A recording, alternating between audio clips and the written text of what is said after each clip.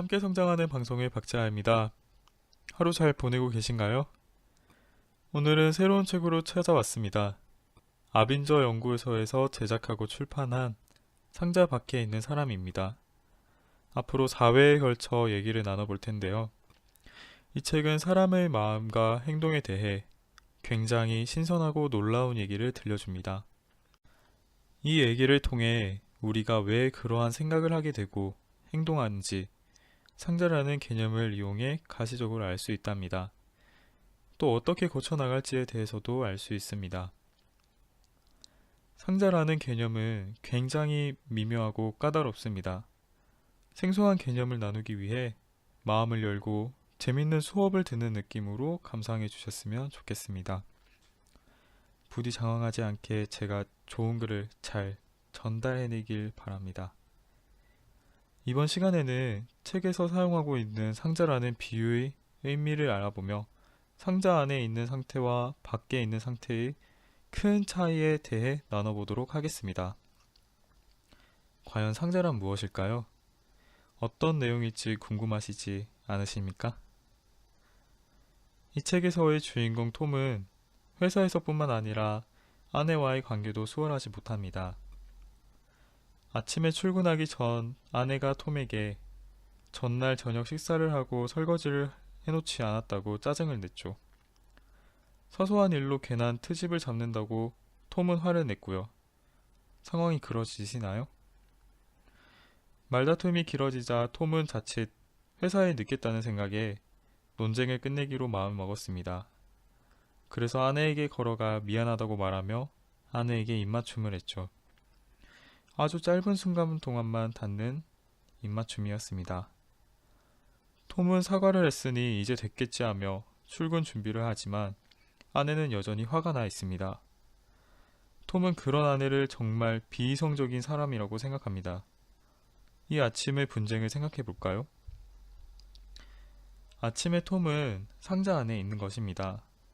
상대방의 기분과 상황을 이해하지 못한 자신의 잘못을 생각하지 못하는 것이죠. 그래서 아내에게만 더욱 섭섭하고 화가 나는 것입니다.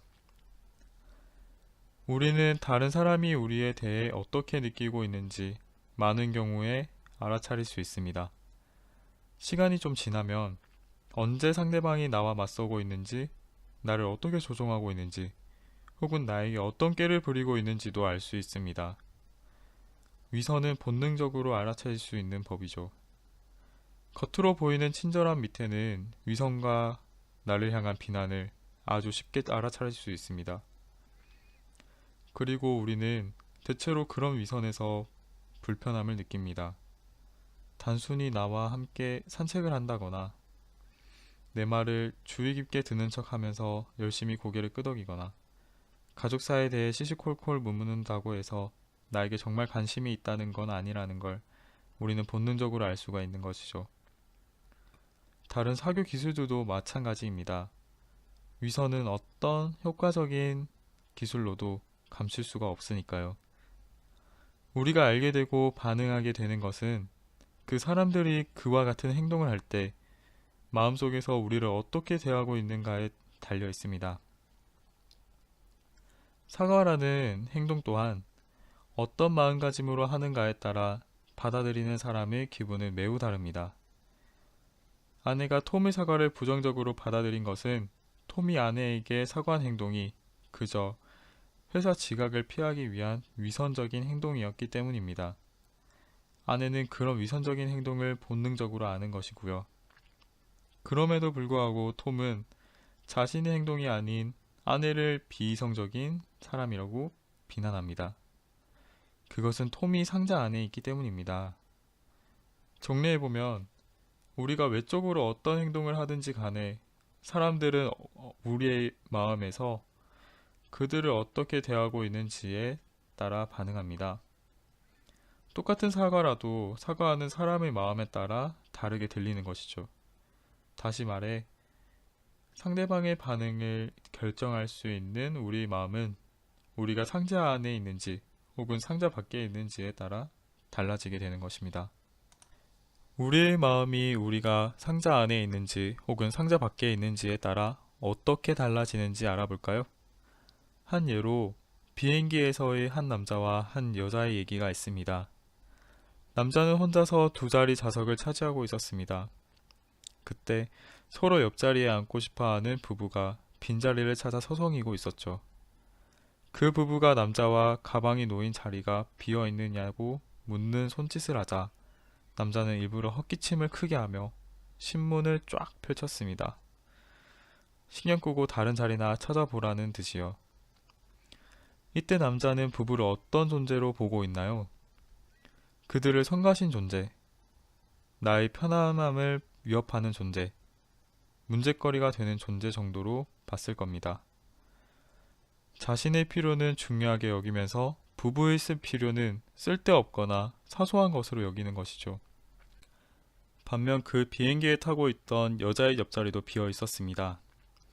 남자와 달리 여자는 부부가 자신에게 다가오자 혹시 함께 붙어있는 좌석이 필요하시면 제 자리에 앉으세요.